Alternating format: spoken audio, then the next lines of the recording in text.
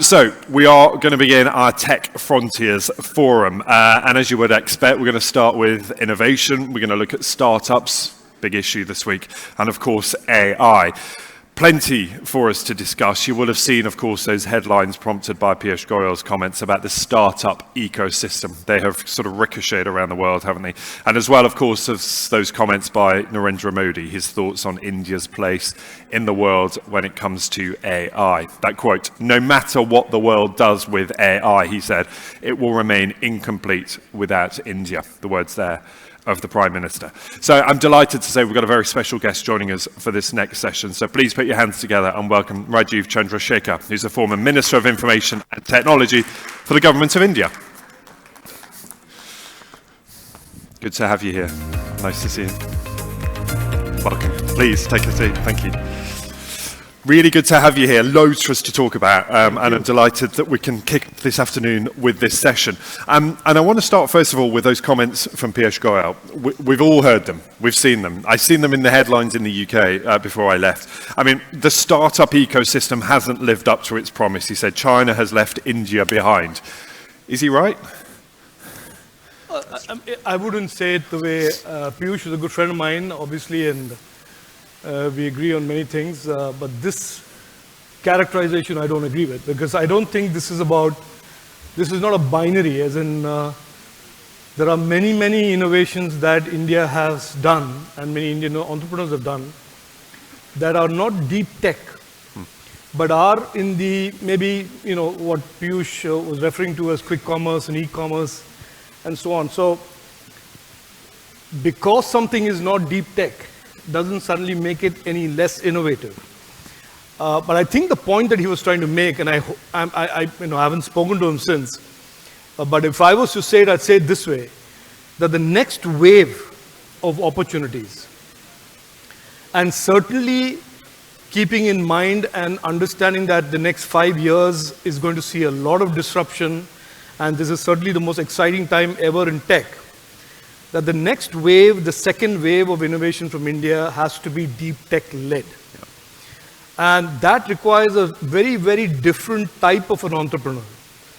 The same people who succeed in maybe doing a food delivery app or a regular D2C app would not be able to do so well in what is AI, semiconductor, quantum computing, electronic system led deep tech environment. So I think it is safe to say that these aren't necessarily binaries through which we should measure success, but these are, in a sense, one wave of D2C innovation that is now going to be followed by a very different type of an opportunity set. And so if that second wave is coming, you touched there on the challenges of delivering it. Is India in a position where it already has that talent, or is this about investing in new talent? So that's the $100 million billion question. I think the world is grappling with that when some companies in the US say, we are going to control AI. Yeah. And then it takes a group of upstarts or disruptors from China to say, no, I don't think so. I think it points to the fact that these emerging opportunities require a lot of talent that are very different from the kind of talent pool that has been generated traditionally by our academic ecosystem. Yeah. So electronics engineers, physics, chemistry, all of these areas that have very little to do with traditional IT are the ones that are going to be very much in play and in demand as you move forward into AI and semiconductors and so on and so forth. And so it feels like there are two things here at play. The one is the realization that there needs to be that shift or that ambition, and the other is, the skill to fulfill it. On the former, has that message got through? So this, I think, is worth having a debate on. I think you can argue that because the second wave is going to be a lot more difficult and requires a lot more grit and staying power on the part of an entrepreneur, that there is a tendency for entrepreneurs and startups in India to go to what is easy. And the D2C space, certainly in comparison to the deep tech space, is a lot more easier. Yeah, it's more saturated though, isn't it? Yeah, it is saturated. So I think the realization that the next wave is going to be from AI in new devices and semiconductors, new electronic systems, compute, as we know today, going to be re-architected, is increasingly being understood. But is it everybody's ball game? Is it everybody's forte? Probably not. And that is why I think you will see the next wave of entrepreneurs come from a very different part of the academic ecosystem. Yeah. Where are they now? What are they doing right now? Do they exist? So if you look at what I think is the current innovation ecosystem, which is the D2C space, they are coming from all over. Right. Because you need to be a good coder, you need to understand how to build platforms and apps. But the next wave is coming from universities and colleges that have made it their mission to go deep down and foster a culture of research, because science, research is going to be both these things individually and together are going to be the bedrock of the second wave of innovation. So AI, for example, is not about being a good coder. Artificial intelligence is about being very good in math, for example. And certainly you didn't need math to develop an app before. So it's becoming clear. For example, IIT Chennai is one of the IITs in India that has understood this about 4 to 5 years ago.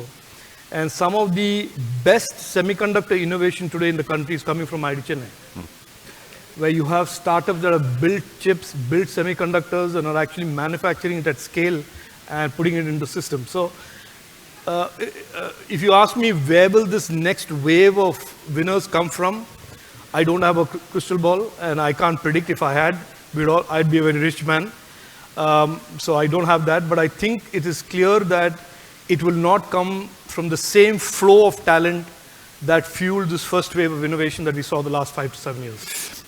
What Piyush Goyal's comments also highlight is the way that we will frame this race. But it is a global race that China, in his view, is currently winning. Is it right to see it in that way, particularly in a week when we're talking about economic nationalism, about boundaries and borders being erected, about barriers to free trade going up? Is it right to portray this as a race and there can only be one winner?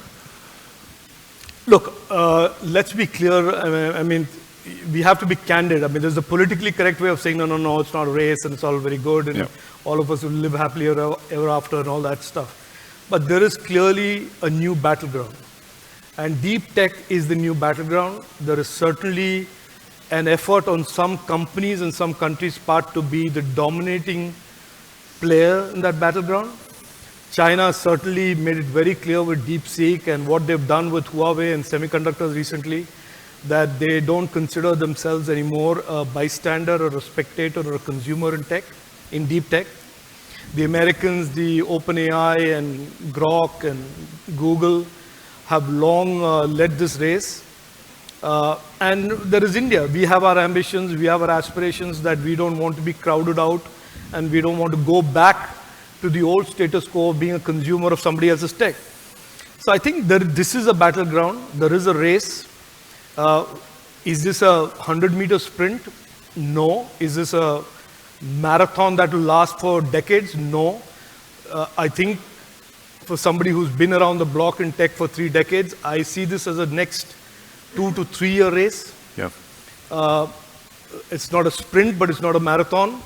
But the next 2 to 3 years are going to be very, very defining to what the future of global tech will look like. The winners and the losers. Will there be inclusion? Will there be haves and have-nots?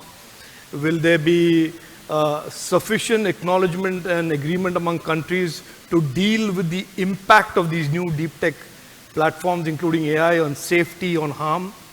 So there are many other conversations that need to happen in addition to the ones that are currently only about innovations, about safety, trust, digital inclusion, and all of that. So I think the next 2 to 3 years are going to be very, very exciting, interesting. And if you aren't a participant today, or if you haven't decided to be a participant today as a country, as an ecosystem, the chances of being left out are pretty high. Yeah. And when you talk about those next 2 to 3 years, for that to come to fruition, for the promise of this place to be delivered, it feels there needs to be an address of of the so-called brain drain, of talented young people leaving India because they don't feel that this is where they can do it.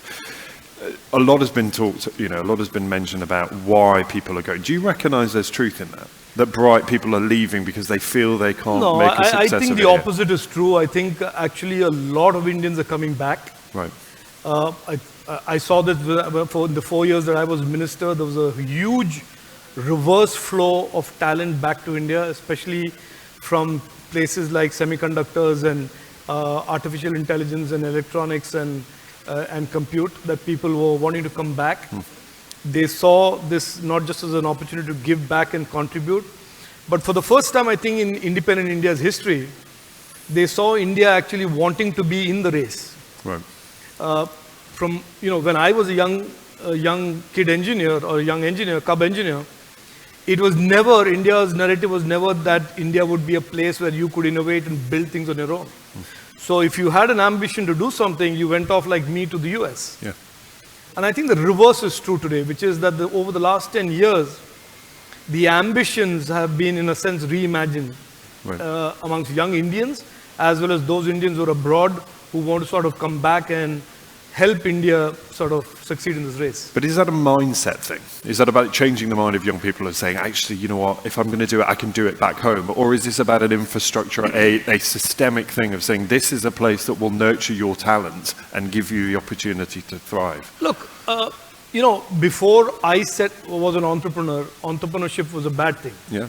And everybody said, as an entrepreneur, how will you succeed in India? The red tape will kill you, and if that doesn't kill you, the government will kill you. If that doesn't kill you, the politician will kill you. That was the narrative. But we are now living in 2025, 10 years after Prime Minister Narendra Modi ji took over, and entrepreneurship and ambition have become the new normal.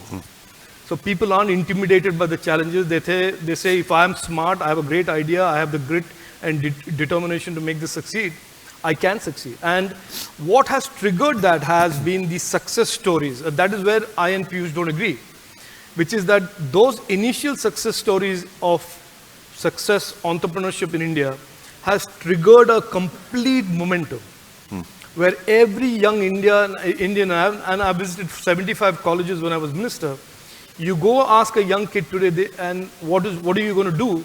And he or she will say, what used to be in the past was I'll go abroad and I'll get a job in Google or whatever. But now is I want to start a startup. So that shift in the psyche has already happened. Now what I am talking about is the second wave of startups requires that shift in psyche plus a little added talent and knowledge and experience. And a lot more grit, because innovation in the semiconductor space, for example, or AI, requires you to stay the course for not 2 months, not 3 months, and not just do 20,000 lines of code, but get a proof of concept, test it, make it work. It doesn't work, retry it, get back onto it. And that is a cycle which is a year and a half. Yeah. And does the system support that? Because you might say that there's incubators that will get you off the ground. So that's a good question. I think that's a legitimate question. Is the government system or any other system tailored to enable, stand by, support an entrepreneur in his or her journey for 18 months? Yeah. And that's a legitimate question. And I think there, the government, state, center maybe require a little bit more work in adjusting and adapting to from a D2C entrepreneur who requires hand-holding for maybe 6 months or 3 months to a deep tech entrepreneur who requires hand-holding and a supportive policy framework for more than 12 to 18 months. What does that support need to look like, do you think? Part of it will certainly be capital. I think it should be easier for them to get their bootstrapping capital, which is going to be difficult from the Indian financial ecosystem because they don't understand the space. Yeah. So the motivation for the government, I'm not in government anymore, has to be that we have to create the first set of heroes, the first set of success stories, and then the system will adapt. Yeah. So I think for those first set of heroes of the second wave, the government will have to provide capital to allow them to access market connect opportunities. government agencies that are on the buy side of it. For example, if I'm a chip designer and I design a chip, manufacture a chip, I would like it if the government that procures chips also incorporates that as a standard in their products. So there's a lot that government can do to help bootstrap and catalyze the deep tech ecosystem. And once we get those first 1 to 5 to 7 to 10 companies off the ground, I think then there'll be a self-fulfilling sort of a virtuous cycle. Is there a model that India might look at where in the world does that well right now? Look, I'm a believer, and there are many books that have been written. Anu Bradford has written a book called Digital Empires that talks about the US model vis-a-vis the government, the Chinese model, the European model. I think the Indian model is a hybrid of many of that, which is that the government has a role and a responsibility to be an enabler, but it is really the private sector and the young Indian or the startup, young or old as the case may be, that will have to do most of the hard work. This cannot be, because of the Indian system and all the moral hazard associated with the state picking winners and losers, that it will not be that the state decides who wins and loses, but the state or the government provides an enabling ecosystem, the ability for entrepreneurs to connect to those who want their products and services and devices, and then let the battleground decide winners and losers. The other big race, and we have a little bit of time, so I want to talk to you about it, is what Narendra Modi said about no matter what the world does with AI, it will remain incomplete without India. It's a fact. I mean, I think that is an absolute fact. There's no ambiguity about that as well. Because when you talk about intelligence, 1.4 billion Indians, the data sets that represent Indian behavior, Indian demography, if that is not available to a model today, I don't care if it's Sam Altman's model or Satya Nadella's model, or whoever's model it is, if you don't have that type of learning ability to learn from 1.4 billion Indians, it will be always half intelligent. Of course. I mean, and how do you make sure that data is available to feed these models? I think the last 10 years of what Prime Minister Narendra Modi has done with digital public infrastructure and digitalization of our economy, we have data. I would argue that India is one of the largest data repositories in the world.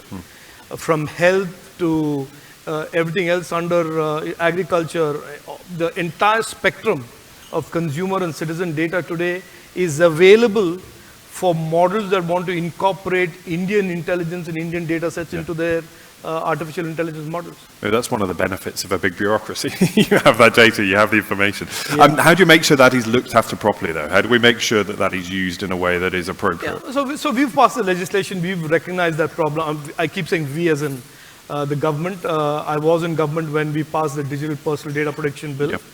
And it's a remarkably fresh, contemporary approach to privacy and data protection compared to what the Europeans have done with GDPR.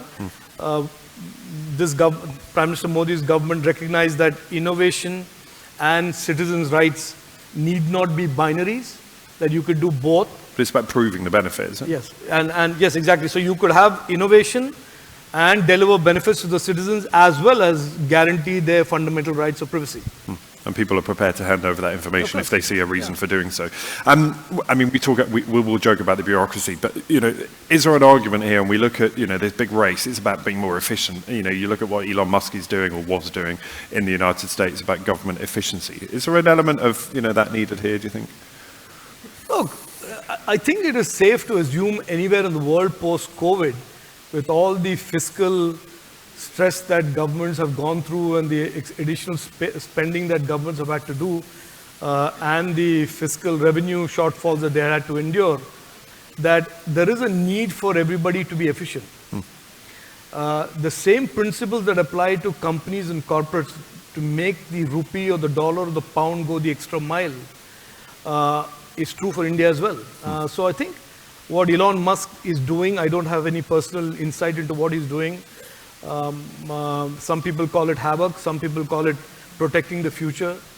I personally believe every government has a moral responsibility to leave the future in a better stage than the present. And therefore, if you are a fiscally deficit country and you're borrowing from the future, you are borrowing from the future. So I think there is a need, and digital and tech is the way to make government spending, government economic management, whether it's in India or Africa or anywhere, more efficient and make the money work harder for the people rather than keep borrowing from the future to make the present better. It strikes me that is going to be one of the keys as well in that efficiency, in that race. It's about the more efficient, the one goes faster. When you look around the world, who is India's big competition in this space? Is it a pure race between India, China, and the US?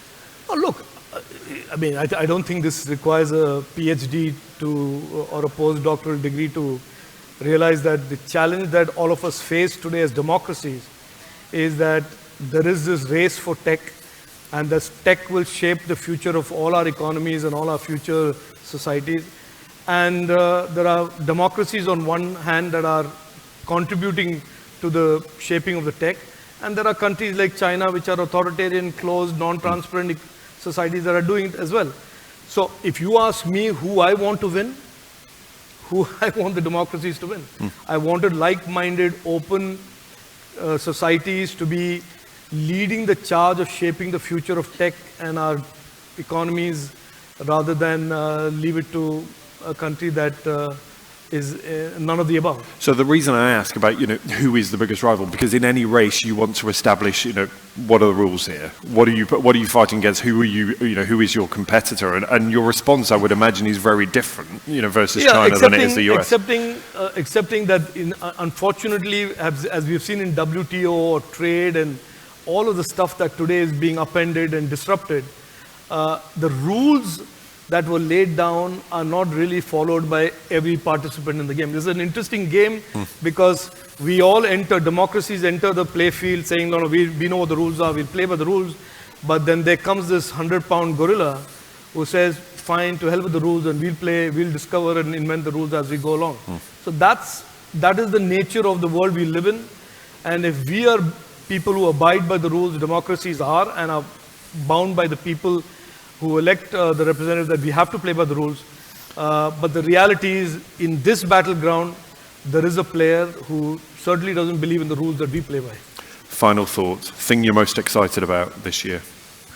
Oh, I'm excited about everything that I see and read about tech. I believe, without being very over the top, that we are living in the most exciting time in the history of tech. Yeah. And I think AI in particular this year will do things to how we live and what we see and how what we read and what we do in ways that we can't imagine. So stay tuned. It's going to be a bumpy ride. It is. On that note, Rajeev, thank you so much. Thank Ladies you. and gentlemen, Rajeev Chandrasekhar, thank you. Thanks. Appreciate that. Thank you so much. Cheers.